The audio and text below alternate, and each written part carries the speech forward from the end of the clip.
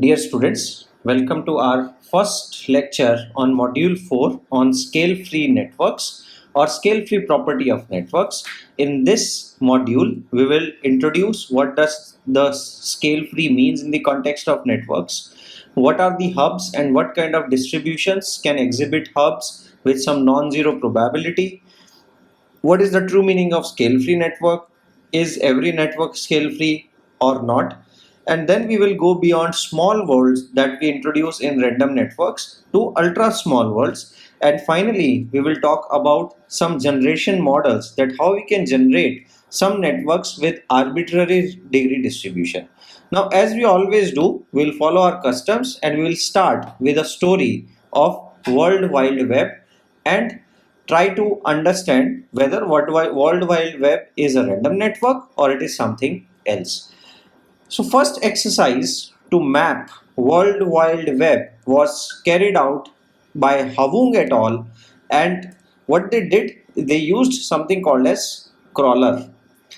And crawler essentially goes to each document, what we also call as a web page, and from web page it identifies all the URLs that go out of that particular page and point to other pages.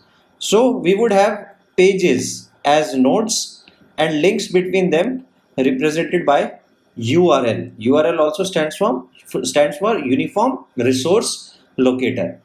And as the result of these multiple nodes and edges, where these are pages, we end up with a network of World Wide Web.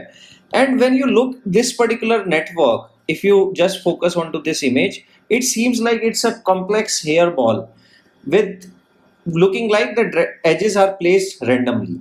But when we zoom in into this network, we see that some clusters begin to emerge, and when we further zoom in, we find that these are certain nodes which are of exceptionally high degree, and they are connected to some other smaller nodes. If you see in this figure, you see small black dots which represent these pages of www network, and this is a hub or a central hub. And when we see this network from another perspective, we see that this network has multiple distinct hubs around which many small nodes are located.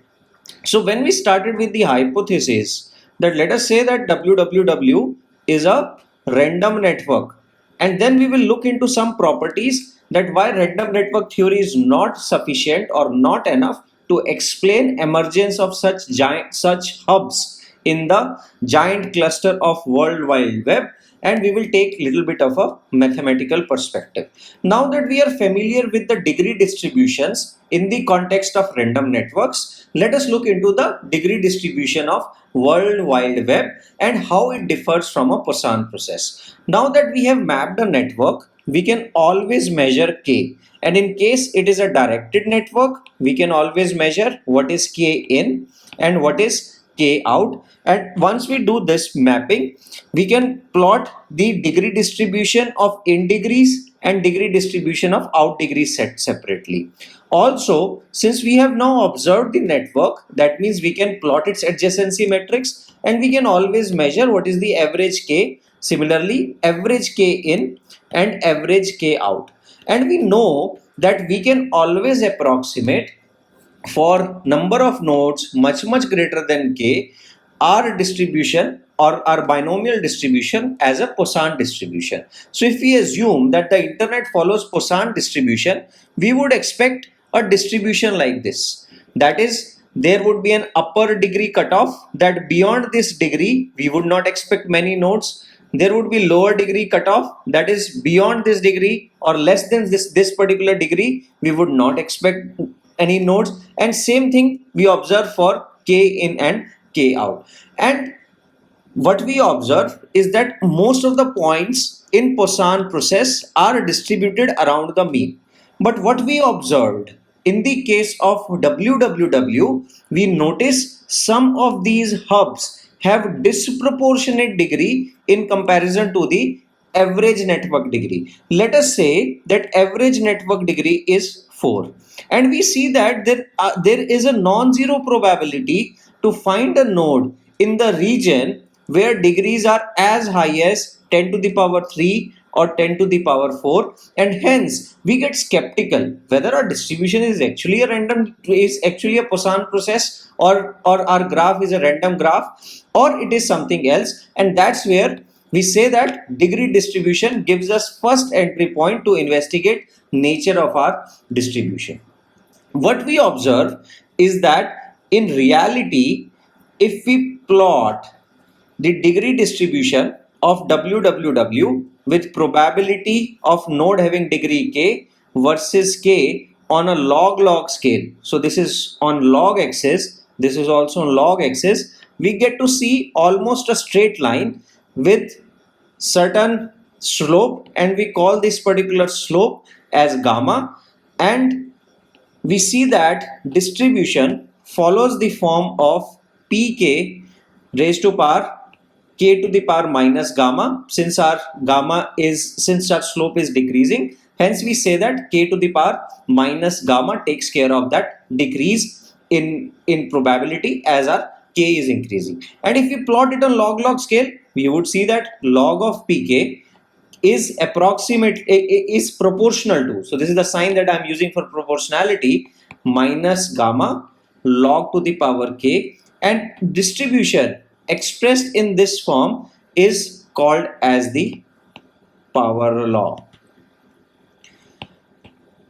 And we observe that for www this kind of distribution works very well, and we see that for that network gamma is observed as 2.1 when we are talking about in degrees, and gamma out is observed as 2.5. and later on we will revisit that what is the interpretation of gamma between certain range when we talk about scale free networks in more detail. But for now, we will say that yes, Poisson distribution is not good enough to explain WWW or emergence of hubs, because we see that their underlying probability distribution is very different, and this power law may be our answer that how we can model a real world system. Now, we are often called networks that follow power law are scale free. However, scale free has some interpretations beyond that, and we will talk about that. And we say that for network to be scale free, its degree distribution must follow power law. Right? Does that mean every network that follows a power law would be a scale free network? No. The vice versa is not true, and later on we will formalize this concept of scale free networks, which would make these things clear that why a network would be scale free or not a scale free even if they are coming from the same distribution. But to formalize this concept of scale free networks, we have to understand some formalism, mathematical formalism of discrete and continuous discrete distributions. So let us start with the discrete formalism of degree distributions. If you remember, we say that k can only take discrete values of 0, 1, 2, 3 and so on, and if our distribution is coming from a power law, we can say that pk is proportional to k to the power minus gamma, and if we remove this proportionality constant, we can write it as pk is equal to c to the power k to the power minus gamma. Now for p to qualify as a PDF, we know that integration from minus infinity to infinity, pk dk should be equal to 1, which implies 1 is equal to c into k to the power minus gamma if we integrate it over dk from minus infinity to infinity. Also we know that degree cannot be less than 0, and there has to be an upper limit based on the physical constraint of a system. For example, let's talk about social networks. In social networks, we know that degree of a node cannot be greater than number of persons in a network. Hence, real world networks would have an upper degree constraint. So we can simplify it as that since minus infinity cannot exist, we will sum it from 0 to k max, and we will write it as c to the power minus gamma upon dk. Now In discrete formalism, what we say that instead of integrating, we can also work out with summation and say that 1 is equal to summation 0 to k max just pk. So this would be our discrete formalism, and on this side we have the continuous formalism 0 to k max pk, and this is equal to 1 summation 0 to k max again c k to the power minus gamma. And if we have to derive the expression for c, we can say that c is equal to 1 upon summation 0 to k max upon k to the power minus gamma, where we say that this denominator is known as Riemann zeta function. And in discrete formalism, we can write c as 1 upon gamma, 1 upon chi. And if we do the same analysis for continuous formalism, we can say that c is equal to 1 upon k minimum to infinity k to the power minus gamma dk. If you want to work with infinity, that's also fine. If you want to work with k max, that is also fine. But as we know that in real world system, there would be some upper bound constraint. But just for ease of this integral, we can, if we integrate up to infinity, we can write this c as gamma to the power minus gamma into minus 1 k minimum upon gamma minus 1. And so that you can try it yourself, so there is this for you to do.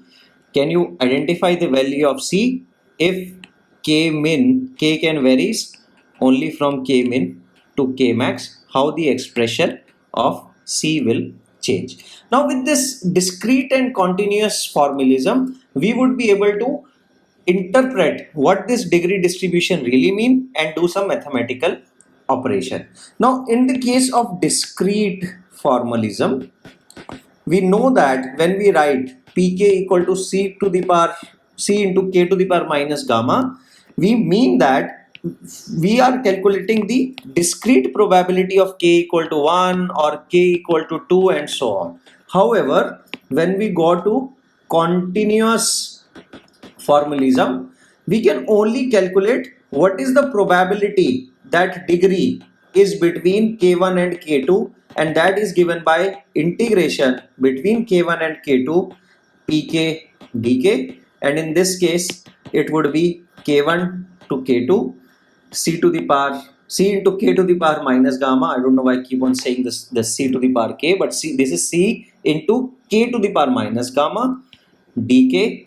And if somebody asks you what are the number of nodes between k1 and k2, it would be simply number of nodes, total number of nodes multiplied by probability of observing nodes between k1 and k2, which was also question in your last quiz, and hence we can estimate what is the value of probability and as well as number of nodes between certain degrees. Now this discrete and continuous formalism will help us a lot, and the beauty of this generalization or this formalism is that you can apply this to practically any distribution. For example, tomorrow we see a network which follows a different distribution. You can again apply the same discrete and continuous formalism and approximate what are their mathematical or analytical expressions that you can use to determine their properties.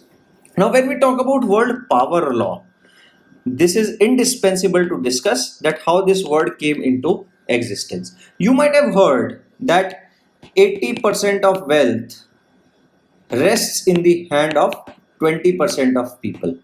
And when we put them into perspective, then we are talking about power law. Similar to this wealth networks or political power distributions, WWW, social influence, success distribution.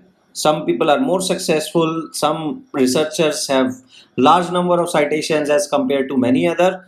So success distribution, they typically follow power law. That is, if you have some measure of success, let us say wealth is that measure, and this is probability of having certain wealth, we say that the that 80% of wealth would rest in the hand of these 20% of people, and there would be many individuals who would be having similar but less value of the wealth. Now this is coming from the observation. This is based on our experiences with real world system, and the guy who formalized this was a renowned mathematician after whom many distributions and principles are named, and that's why this is also known as Pareto principle or 80-20 rule, which is ubiquitous. Ubiquitous means it is visible across many systems across the world, and specifically many networks including World Wide Web, social interaction network tend to follow these power law. Now another question arises that how we can formalize the hubs by looking at the degree distributions, and why Poisson distribution cannot have hubs in principle. Now here I have two networks and I have drawn degree distribution for both of them. This is from our textbook. So this is a green network which comes from a Poisson process, and this is another network with equivalent number of nodes, but it comes from a power law. And we know that beforehand. And when we plot their degree distribution on log scale, so this is the linear scale, and on linear scale picture of power law would not be very clear, but you see that there is a rapid decline. But as soon as you plot it on a log scale, you see a steady straight line with a certain slope of minus gamma if gamma is a positive number. Okay, so here you see that if you compare this Poisson distribution with the power law distribution, you see that in these two regions, probability of finding low degree of nodes in power law is higher than that in the Poisson distribution, which means that any network which is following a power law is expected to have many small degree of nodes. On the other hand, we also see that number of large degree of nodes in power law distribution is also greater than Poisson distribution. That means it is expected and it is totally fine to have certain nodes of exceptionally high degree if our network is following power law.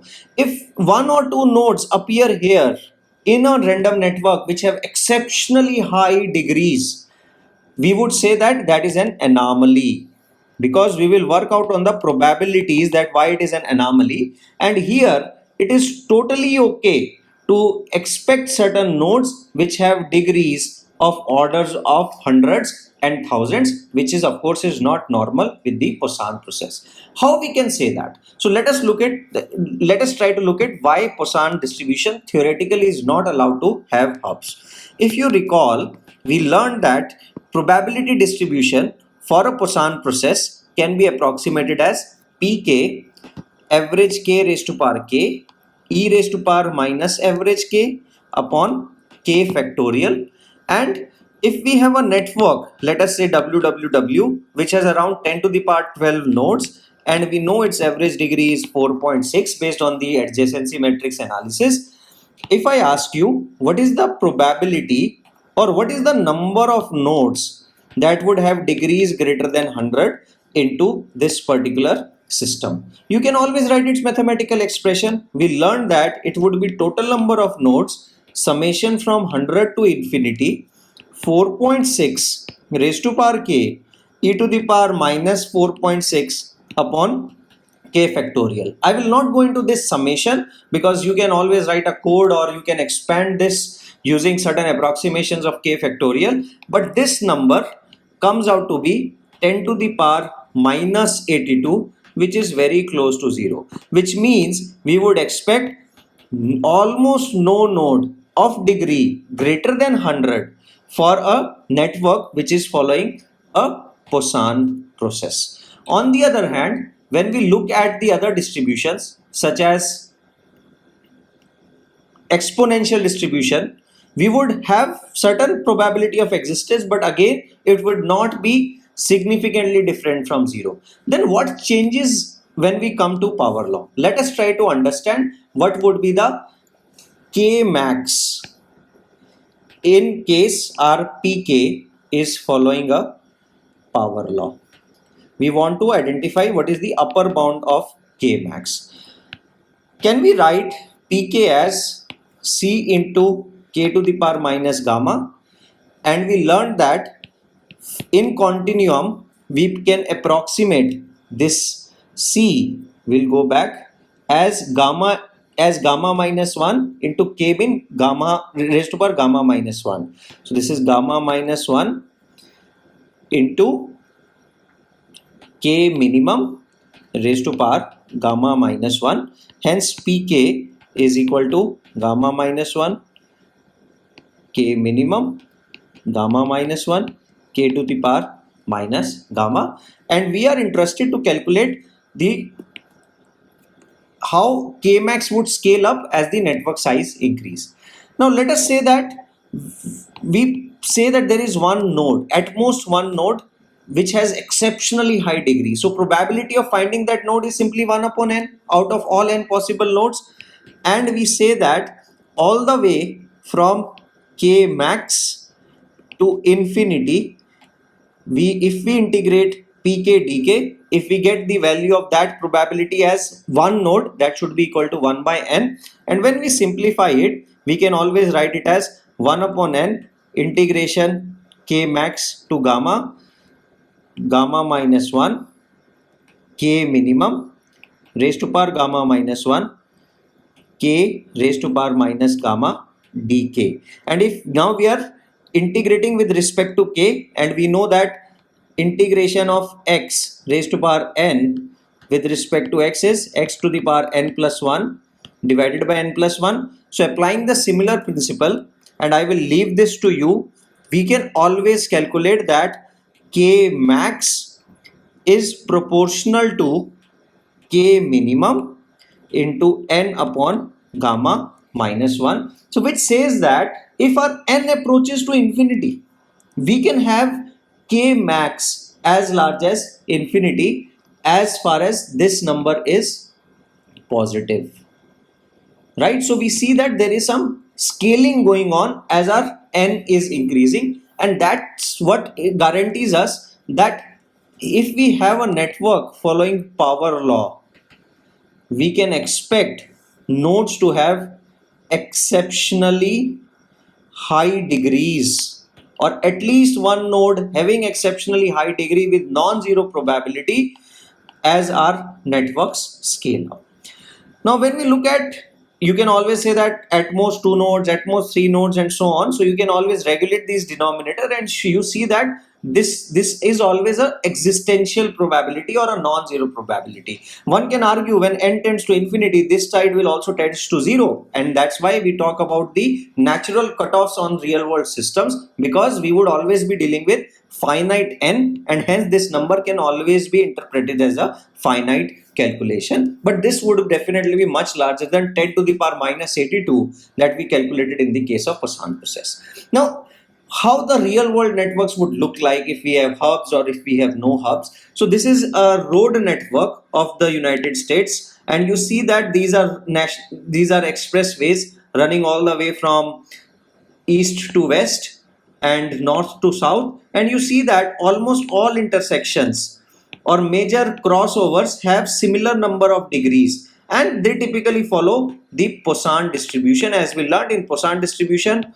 most of the degrees would be around mean. However, if you look at the aviation network of the United States of America, you see a distinct hubs emerging throughout the system, and we see a distinct power law signature. Is it really a power law? It could be another distribution. We will talk about it when we move ahead into formalizing scale-free networks and plotting scale-free networks. But for now, you clearly see that real-world systems like aviation or WWW or social networks are more closer to following power law, and that's why we are learning scale-free property as a different module. In next lecture, we will move to the true meaning of scale-free and try to get our concepts all clear, that what is a difference between a network which is merely following power law, what is a